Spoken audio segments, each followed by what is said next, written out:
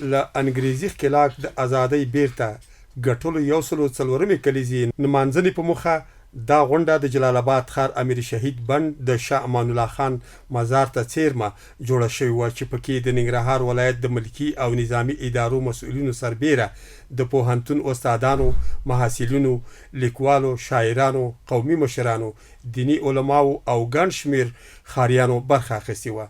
د ننګرهار اطلاعات او کلتور رئیس مولوي نور محمد حنیف هم د یادې او نورو تاریخي ورځو په اړه مفصلې خبرې وکړي.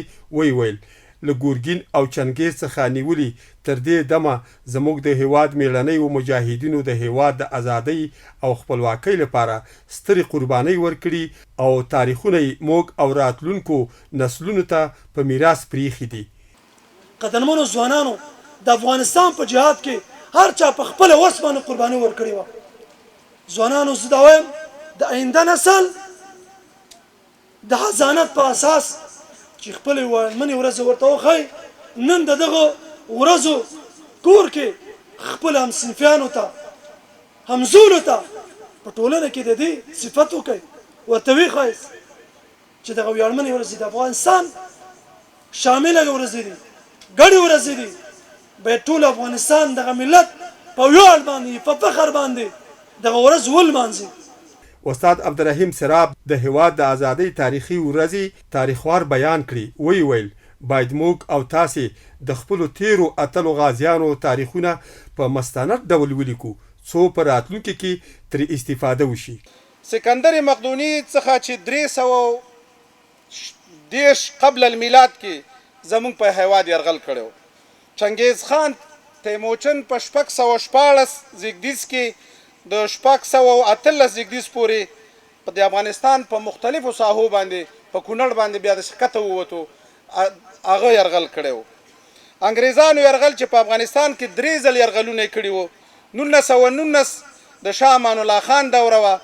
په غونډه کې استاد محمد نعیم جلیلی د ننګرهار امنیي قومندانۍ امنیتي چارو مرستیال مولوي محمد طاهر مبارز او د جلال آباد ښار د لومړۍ حوزې د امر بالمعروف مسؤل مفتی خان زمان حقانی هم د ازادۍ پر اهمیت خبرې وکړي. ویل د فکري، اقتصادي او استعماري اشغال پر وړاندې باید د فکر خاوندان په کلکه مبارزه وکړي او خپلو ولسونو او ځوانانو ته د یادو دسیسو پر وړاندې د عامه پوهاوي پروګرامونه جوړ او هم لیکوالان، ژورنالیستان او د پوهنتون استادان په مستند ډول د یادو دسیسو د مخنیوي او شنډولو په خاطر دارنګه موثرې او ګټورې غونډې جوړې کړي.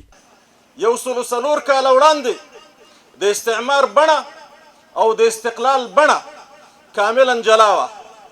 اوس نن ورځ د استعمار بڼه او د استقلال بڼې دواړه سره جلا دي، د دواړو غوښتنې سره جلا دي.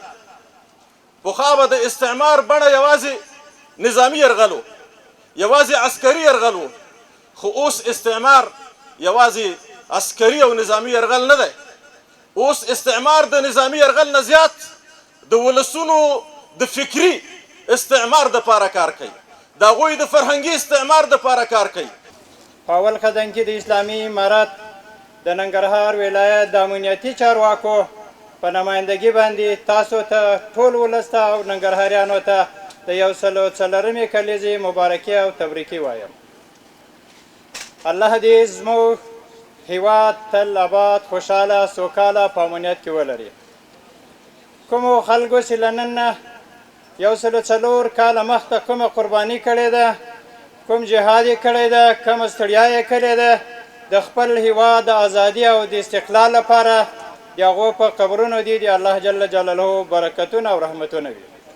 د منبر علمي او کلتوري ټولنې مسؤل استاد رفیع الله هډوال د ثور اتمه، د اسد 40مه او 30مه او د سنبولې 9مه ویاړلو ورځو مبارکي هم هیوادوالو ته ورکړي او د ننګرهار اطلاعات او کلتور ریاست له مشرتابه د رسنیو له کارکوونکو او ټولو امنیتي مسؤلینو یې مننه وکړه چې د یادې برنامې او غونډې په جوړولو کې له دوی سره پوره همکاري کړې.